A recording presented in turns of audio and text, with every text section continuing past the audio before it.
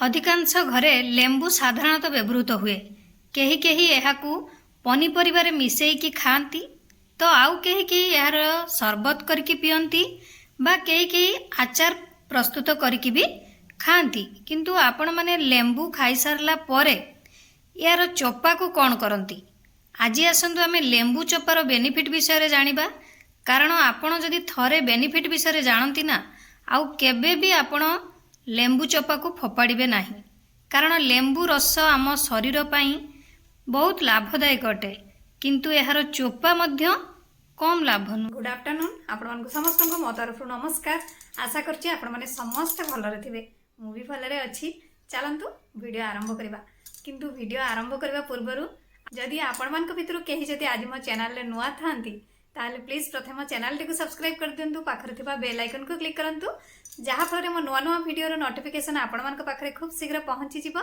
आउ आपण माने मते टिके सपोर्ट करि परिबा आगु को जिबा पई। आउ एते पर्यंत जो माने मते सपोर्ट करी आछछन्ती सेमानकु तमरो बहुत बहुत धन्यवाद। किंतु यार चोपा मध्य कम लाभ नुहे। कारण लेंबू चोपारे एंटीबैक्टेरिया एवं एंटीऑक्सीडेंट रो गुण मिली थाए जहाँ आम शरीर रे अनेक उपाय रे उपयोगी। जो मानकर दांत रे बिंधा बा फुला ए सब समस्या अछि से माने ए लेंबू चोपा व्यवहार करि परिबे।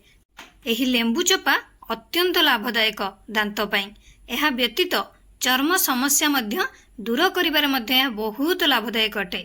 ताले चलंतु आमे आज लेंबू चोपार बेनिफिट विषय जानिबा। लेंबू अपेक्षा लेंबू चोपारे अधिक विटामिन थाए जोटा कि विटामिन सी बहुत परिमाण रे थाए। यह व्यतीत विटामिन सी आउ विटामिन B6 रो एक भल उत्स मध्य।